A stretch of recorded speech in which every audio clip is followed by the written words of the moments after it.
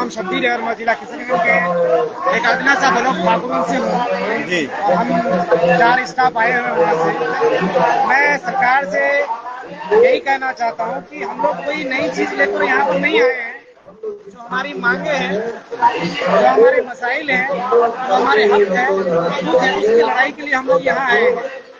मैं सिर्फ यही कहना चाहता हूँ कि जो 5 सूत्री मांगे हैं हमारी, उसको लेकर हम यहाँ मौजूद है दूर दूर से। मुख्य मांगे क्या है वो आप बताएं जरा। सबसे पहले जो नियमावली 222 है, उसमें जो संशोधन किया गया है, उसमें दोबारा संशोधन करने की जरूरत है। जिस तरह से 1981 के एक्ट से लेकर 2023 तक आपने ठीक रखा, 2025 में आपने नियमावली को चेंज कर दिया, उसमें तरमीम करने की जरूरत है।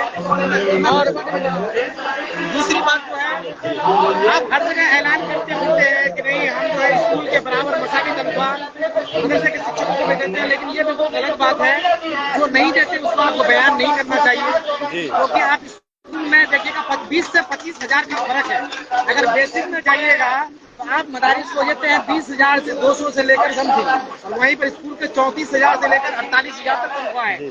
अगर डीए में जाएंगे तो सिर्फ हमको बेसिक और डीए मिलता है, और स्कूल वालों को इंक्रीजमेंट, मेडिकल, हाउस रेंट, सारी सुविधाएं मिलती है। काम आप बराबर लेते हैं, वक्त जब पढ़ने पर, जरूरत पड़ने पर हर किसी को हर काम में आप बुलाते हैं। ये नाइंसाफी और एक सवाल मैं पूछना चाहूंगा, जैसा कि सतसाला प्रोग्राम तमाम शिक्षकों का तमाम कैटेगरी का हुआ था, तो उसमें नीतीश कुमार ने कहा कि हमने ही किया है, हम नहीं करेंगे। तो आपको यहाँ के धरने से जितनी भी मांगे हैं, आपकी जो 5 मुख्य मांगे हैं, तो क्या पूरी होने की उम्मीद है? और नीतीश सरकार तक आप अपनी बात किस तरह से पहुँचाना चाहते हैं? देखिए, ये तो वही बात हो गई धरना। जैसे सतसाला प्रोग्राम में हमारे माननीय मुख्यमंत्री नीतीश कुमार ने कहा कि हमने दिया है, और कुछ अगर छूटा हुआ है तो हमको बताइए, हम देंगे।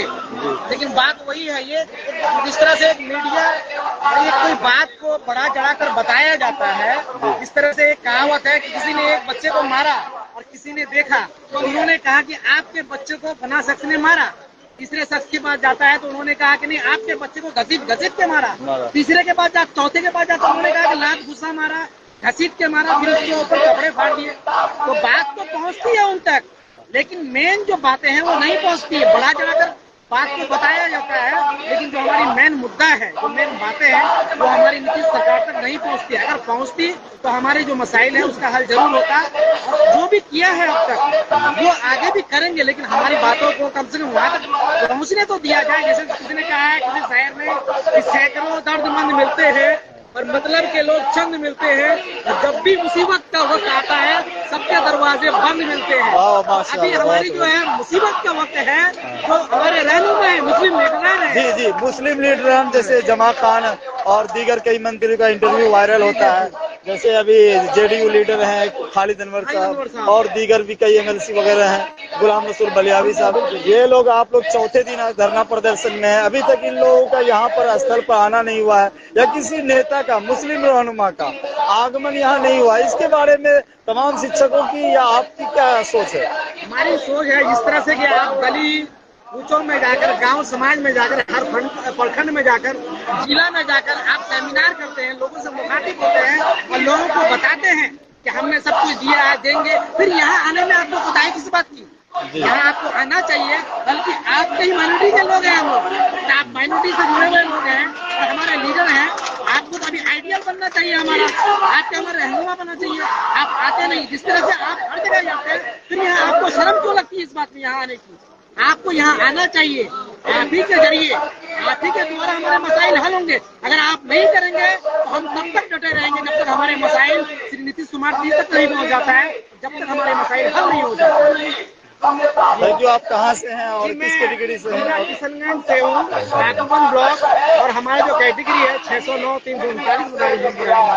तो हम तो बहुत कुछ कहना चाहते थे, लेकिन देखिए बरसात भी हमारी साथ नहीं दे रही है, बारिश भी लगातार हो रही है, आप देख रहे होंगे। लेकिन बारिश के बावजूद भी हम लोग डटे हुए हैं। तो हम लोगों को बस अंदर ये की बात है कि बस करता है कि खुद तो कर बुलंद इतना कि हर तकदीर से पहले खुदा बंदे से पूछे बता तेरी रजा क्या है। हम इतना डटे हुए हैं और डटे हुए रहेंगे कि माननीय नीतीश कुमार जी यहाँ आएंगे और खुद बोलेंगे बताओ तुम्हारी रजा क्या है, तुम क्या चाहते हो, फिर हम यहाँ से लौटेंगे। और मैं आखिरी सवाल आपसे करना चाहूंगा उन तमाम शिक्षकों से जो मदरसा टीचर और शिक्षक है, मगर धरना वगैरह में इन सब चीजें में बिलीव नहीं रखते। वो घर जा करके सरकार से या सरकार से अपनी बात घर से ही बैठ करके मनवाना चाहते हैं। उनको क्या मैसेज देना चाहेंगे उन तमाम शिक्षकों को जो अभी लाइव भी देख रहे हैं, घर में बैठे हुए हैं और वो लोग जो है एक तरह से कहा जाए तो वो लोग जो है इधर उधर जाके घूमते होंगे, फिरते होंगे टाइम को, लेकिन यहाँ तक तो आना नहीं, उनका अपना फैसला नहीं होता है जब तक इंसान का अपना सेल्फ डिसीजन नहीं होगा।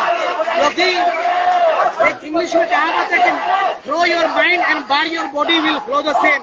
इंसान की सोच वैसे ही काम करती है जैसा उसका बदन काम करता है, क्योंकि उनका बदन अपने आप में नहीं है, उनका मशवरा किसी और का होता है और वो खुद इसीलिए उसकी बॉडी भी नहीं जाती है। तो आपको खुद जागना पड़ेगा, खुद आना पड़ेगा।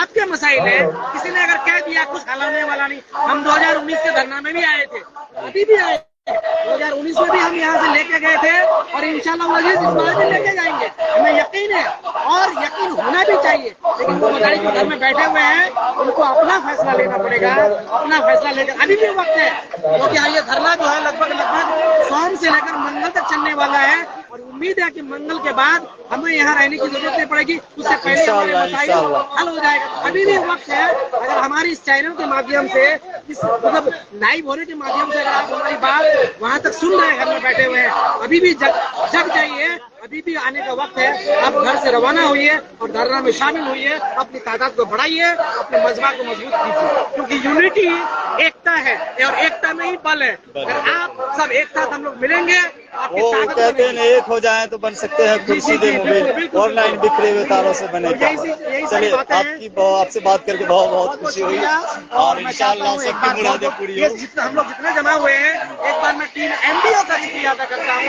अगर ये बैनर तले हम लोग नहीं आते तो हमारे मसाइल पहले भी हल नहीं होता, अभी जो हल होने जा रहा है अब भी जिंदाबाद।